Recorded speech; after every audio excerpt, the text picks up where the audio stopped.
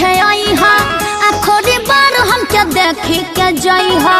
अरे ई का कहताड़ू? सही कहतानी शादी होता जयमाल देखे आई हा आखिरी बार हम क्या देखी के जाई हा।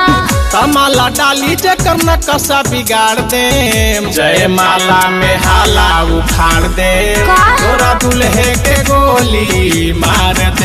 जयमाला में हाला उखाड़ दे, तोरा दुल्हे के गोली मार दे। अरे ई का कहतारो?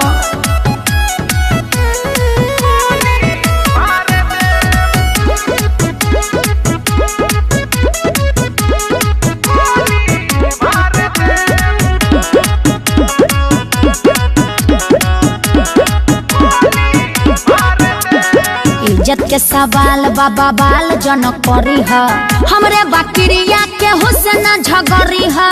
क्रिया खियावा अरे ना हो समझाओ तनी इज्जत के सवाल बाबा बाल जन करी है हमरे बकरिया के हुस्न झगड़ी है।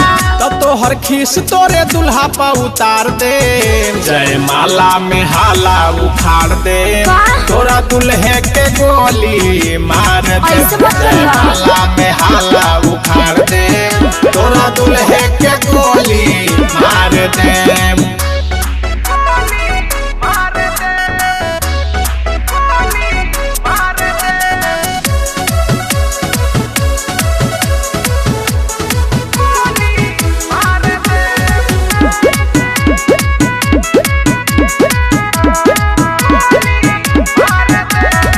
प्यार कैलू हमारा से शादी के हुआ से, मधुकर छोड़ी नहीं सुना बात गौर से। ओहो देखो ऐसा कुछ मत करी हो। अब यही होई के हो प्यार कैलू हमारा से शादी के हुआ से, मधुकर छोड़ी नहीं सुना बात गौर से।